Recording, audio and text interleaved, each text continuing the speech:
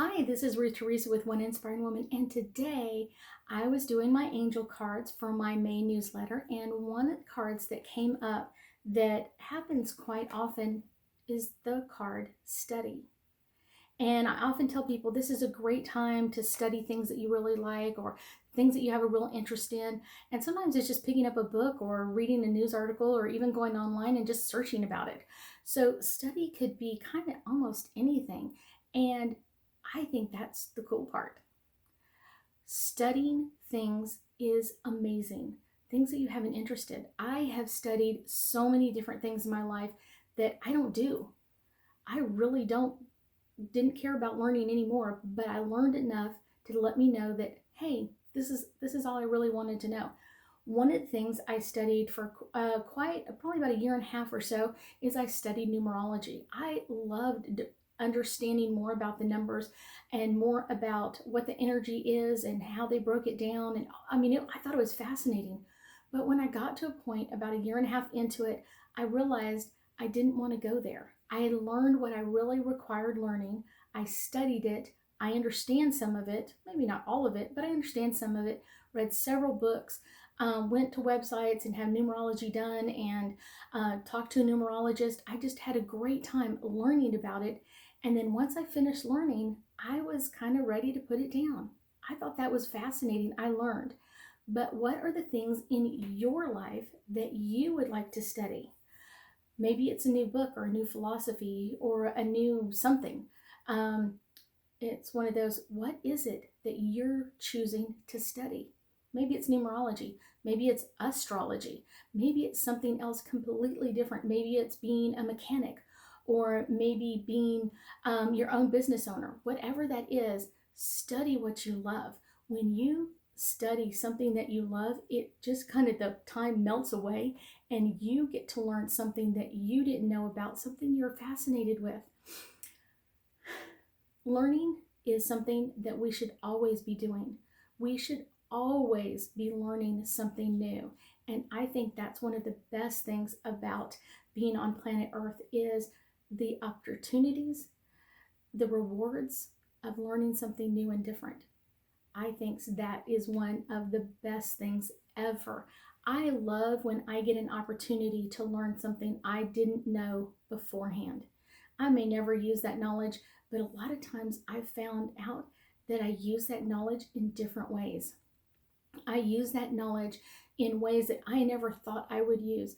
Just having that knowledge in me of how to do something or how to clean something or how to put something back together. That knowledge is something that I may use, maybe not in that subject anymore, but something completely different.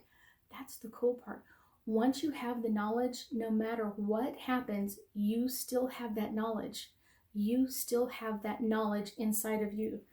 I was talking to a friend a couple of days ago, and she was telling me that one of the things that she really enjoyed studying many, many years ago is she enjoyed studying the Bible. And I was like, wow, I really enjoyed studying the Bible as well. I really enjoyed some of the passages, not all of them, but I really enjoyed some of them, and some of them just really resonated with me. And we were talking about that, and she was like, yeah, but I wasted so many years. To me, you never waste any time on anything that you study. When you study something, you are studying something that you will know for the rest of your life. Maybe you don't do that form of religion anymore, but that energy from what you learned or that affirmation statement that you learned is going to keep you going on, or you're going to use it in some other aspect of your life or your world. And I think that's the best part. Plus, it helps you to relate to other people that have different goals or focuses compared to you. So one of the things that I really learned when I was a child, I loved horses. I still love horses, but I got to ride horses a lot when I was a child. So I was really, really a love with horses. I love horses. So one of the things that I have done over the last few years is continue to studying about horses. Even though I don't have horses in my life today, I love horses and I love how they react. They're kind of that fight or flight animal, and I love that about them. Their energy is pure and special, kind of like a dog or a cat. They're just usually, they're only emanating the energy that you give them.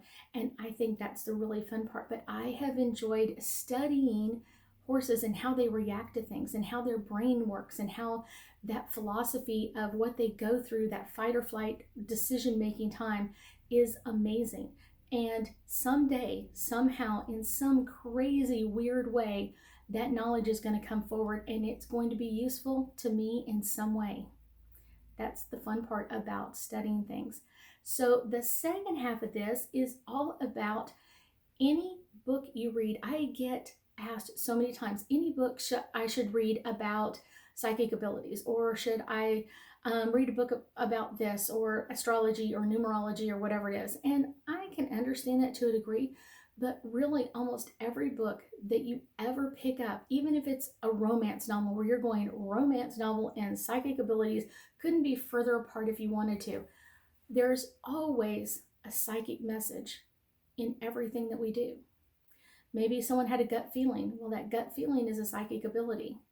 That intuition that they shouldn't be here, or something should change, or something should modify, that's their psychic ability.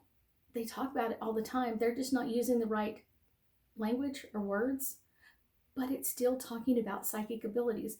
I think that's kind of the strange, weird part.